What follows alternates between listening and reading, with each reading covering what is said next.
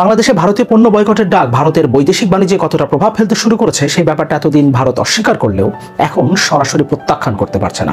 ভারতের পররাষ্ট্র মন্ত্রণালয়ের সাম্প্রতিক একটা ব্রিফিংয়ে সেই ব্যাপারটাই স্পষ্ট হয়েছে। তার মানে নির্বাচনের পর পিনাকি ভট্টাচার্য যে ক্যাম্পেইনটা শুরু করেছিলেন, বাংলাদেশে ভারতীয় পণ্য বয়কটের যে ক্যাম্পেইনটা শুরু করেছিলেন, সেটা বাংলাদেশের জনগণের মধ্যে ব্যাপকভাবে ছড়িয়ে পড়েছে এবং বাংলাদেশের জনগণ এই ক্যাম্পেইনের মধ্য দিয়ে, ভারতের পণ্য বয়কটের মধ্য দিয়ে ভারত সরকারকে যে বার্তাটা দিতে চেয়েছে সেই বার্তাটাও ইতোমধ্যে পৌঁছে দেওয়া সম্ভব হয়েছে ভারত সরকারকে।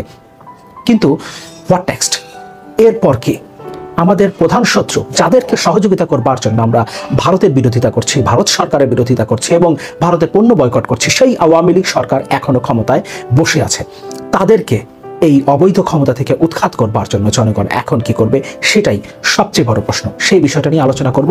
তার আগে ভারতের পররাষ্ট্র মন্ত্রণালয়ের ব্রিফিংয়ে যে আলোচনাটা হয়েছে বাংলাদেশে ভারতের পণ্য বয়কটের ব্যাপারে, সেটা একটু দেখে নেই। আজকের পত্রিকা রিপোর্ট, ভারতীয় পররাষ্ট্র মন্ত্রণালয়ের ব্রিফিংয়ে বাংলাদেশে পণ্য বর্জনের ডাক প্রসঙ্গ।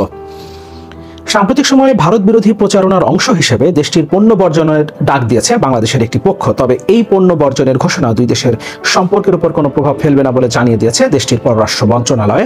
আজ বৃহস্পতিবার ভারতীয় পররাষ্ট্র মন্ত্রণালয়ের সাপ্তাহিক ব্রিফিংয়ে বিষয়টি নিয়ে প্রথমবারের মতো মন্তব্য করেন মন্ত্রণালয়ের মুখপাত্র রণধীর জেসওয়াল। এটা কোনো প্রভাব ফেলবে না সেটা তিনি বলছেন, কিন্তু প্রথমবারের মতো তারা এটা নিয়ে মুখ খুলতে বাধ্য হয়েছেন। তার মানে এতদিন তারা এটাকে কোনোভাবে কেয়ার করেন না। বাংলাদেশে ভারতীয় পণ্য বয়কটের যে ক্যাম্পেইনটা চলছে, এটাকে তারা কেয়ার করেন না, আমরা একটা ভাব দেখালেও এখন কিন্তু তারা সেটা দেখাতে পারছেন না, সেই জায়গা থেকে সরে আসছেন।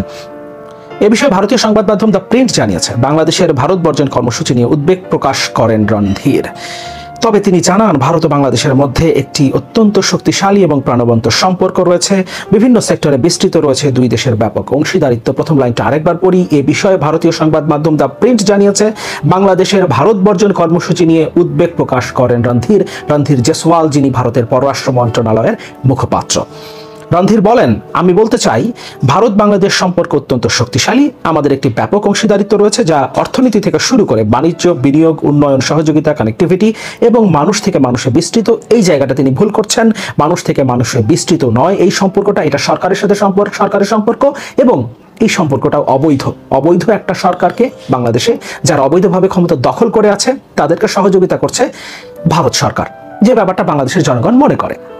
এবং এই কারণে ভারতীয় পণ্য বয়কটের এই ক্যাম্পেইনটা বাংলাদেশে শুরু হয়েছে এবং ব্যাপকভাবে ছড়িয়ে পড়েছে। সেটা বাংলাদেশের সরকার যেমন অস্বীকার করেছে এতদিন, তেমনি ভারত সরকারও অস্বীকার করার চেষ্টা করেছে, কিন্তু শেষ পর্যন্ত তারা এটাতে মুখ খুলেছে। ভারতের পররাষ্ট্র মন্ত্রণালয়ের মুখপাত্র এটা নিয়ে উদ্বেগ প্রকাশ করেছেন।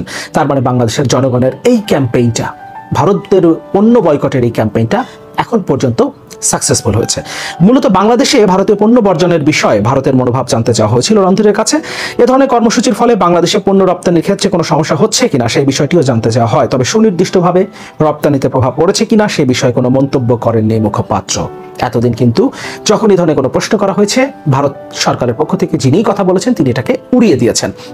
কিন্তু এখন তারা মন্তব্য করা থেকে বিরত থাকছেন, তার মানে প্রভাব ব্যাপকভাবে পড়তে শুরু করেছে। উল্লেখ্য, বিরোধীদের ভারতীয় পণ্য বর্জনের ডাক নিয়ে সম্প্রতি প্রধানমন্ত্রী শেখ হাসিনাও মন্তব্য করেন। তিনি এই কর্মসূচির যৌক্তিকতা নিয়েও প্রশ্ন তোলেন এবং বিএনপি নেতাদের স্ত্রীদের ভারতীয় শাড়ি পুড়িয়ে ফেলার আহ্বান জানান। শেখ হাসিনার ওই মন্তব্য নিয়ে সম্প্রতি ভারতীয় গণমাধ্যমগুলো প্রতিবেদন প্রকাশ করলেও দিল্লির কাছ থেকে আজ বৃহস্পতিবারের আগে কোনো প্রতিক্রিয়া পাওয়া যায়নি। ভারতের পররাষ্ট্র মন্ত্রণালয়ের এই ব্রিফিংয়ে রণধীর জেসওয়াল, ভারতের পররাষ্ট্র মন্ত্রণালয়ের মুখপাত্রের বক্তব্য থেকে একটা বিষয় স্পষ্ট, ভারত এই ব্যাপারটা নিয়ে এখন কনসার্ন। তারা বুঝতে পারছে পরিস্থিতিটা আস্তে আস্তে খারাপের দিকে যাচ্ছে। কিন্তু যে প্রশ্নটা দিয়ে শুরু করেছিলাম, হোয়াট নেক্সট, আমরা এরপর কি করব?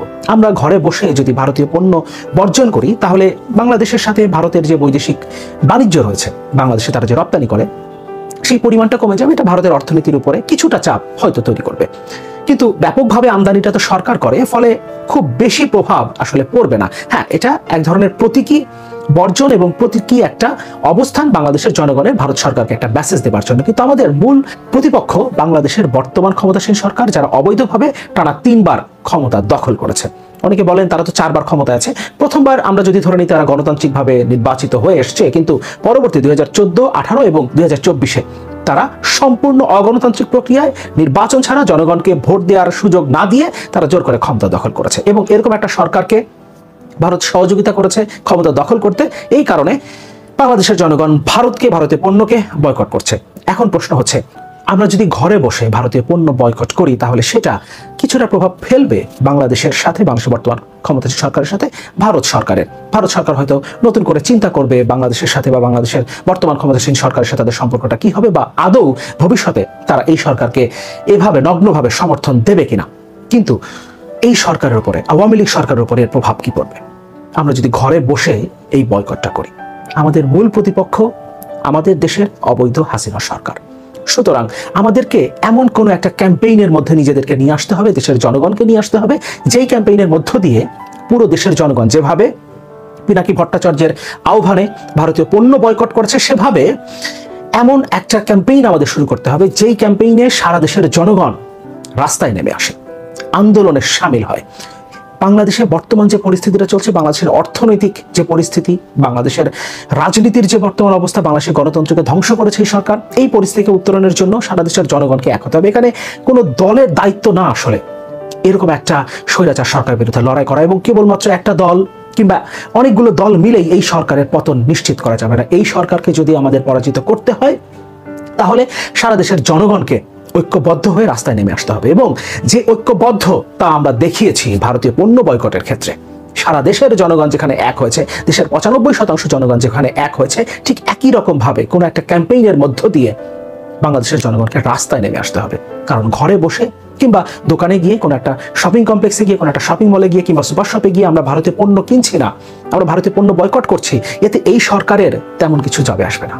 এটা আমাদের মাথায় রাখতে হবে। ফলে আমরা যে ক্যাম্পেইনটা করেছি, ক্যাম্পেইনের মধ্য দিয়ে আমরা যে কতটা ঐক্যবদ্ধ এই সরকারের বিরুদ্ধে, এই সরকারকে যারা সহযোগিতা করে তাদের বিরুদ্ধে আমরা কতটা ঐক্যবদ্ধ, সেই ব্যাপারটা আমাদের সামনে পরিষ্কার হয়েছে, আমরা বুঝতে পেরেছি, আমরা নিশ্চিত হয়েছি বাংলাদেশের জনগণ কতটা ঐক্যবদ্ধ। এখন যারা সহযোগিতা করবার জন্য আমরা তাদেরকে বয়কট করেছি, যাদেরকে সহযোগিতা করে এখানে ক্ষমতা রেখেছে আমাদের মূল প্রতিপক্ষ, আমি বারবার এই জায়গাটা রিপিট করছি, আমাদের মূল প্রতিপক্ষ, এই জায়গাটা ভুলে গেলে চলবে না, আমাদের মূল প্রতিপক্ষ বর্তমান ক্ষমতাসীন আওয়ামী লীগ সরকার, যাদেরকে উৎখাত করা না গেলে এই দেশকে রক্ষা করা যাবে না। সেটা বর্তমান সময়ে গত কয়েকদিনের আমরা যদি খবরগুলোকে যদি বিশ্লেষণ করি তাহলে আমরা বুঝতে পারবো। বাংলাদেশে পুলিশের একজন আইজিপি, এরকম কত পুলিশের বড় কর্মকর্তা আছেন, অন্যান্য আইন শৃঙ্খলা রক্ষাকারী বাহিনীর, অন্যান্য আইন শৃঙ্খলা রক্ষাকারী যে সংস্থাগুলো রয়েছে তার কত বড় বড় কর্মকর্তা রয়েছেন। কিভাবে এই দেশ থেকে লুটপাট হয়েছে সেগুলো আমরা বুঝতে পারছি। একজনের খবর আমাদের সামনে এসছে, এরকম অহরহ হয়েছে। এটা আমরা নির্দ্বিধায় চোখ বন্ধ করে বলে দিতে পারি। ব্যবসায়ীরা বাংলাদেশ থেকে কিভাবে লুটপাট করেছে, বাংলাদেশকে কিভাবে লুটপাট করেছে এই সরকারের সহযোগিতায়, সেটা গত কয়েকদিনে আমাদের সামনে এসছে। এসালম গ্রুপ সামিটের কথা আমাদের সামনে এসছে, আমরা দেখেছি, আমরা এগুলো পরিষ্কার, এগুলো এখন নগ্নভাবেই সরকার করছে। এবং সরকারের মন্ত্রী এমপিদের দুর্নীতিও আমাদের সামনে বিভিন্ন সময় এসছে, আমরা দেখেছি। এবং বর্তমানে যেটা হচ্ছে কুকি চীন বান্দরবনে যেটা করছে, তাতে আমরা বুঝতে পারছি এই সরকার ক্ষমতায় থাকলে বাংলাদেশের সার্বভৌমত্ব হুমকির মুখে। ফলে এই সরকারকে ক্ষমতা থেকে হটানোর জন্য জনগণকে ঐক্যবদ্ধ হতে হবে, এবং যে 95% জনগণ ভারতে পণ্য বয়কটের এই ক্যাম্পেইন ঐক্যবদ্ধ হয়েছে তাদের সবাইকে এই সরকারের বিরুদ্ধে লড়াই ঐক্যবদ্ধ হয়ে রাস্তায় নামতে হবে, এবং এর জন্য আমাদেরকে একটা ক্যাম্পেইন তৈরি করতে হবে। এবং আমি প্রত্যাশা করি দেশের জনগণ এরকম একটা ক্যাম্পেইন তৈরি করবে।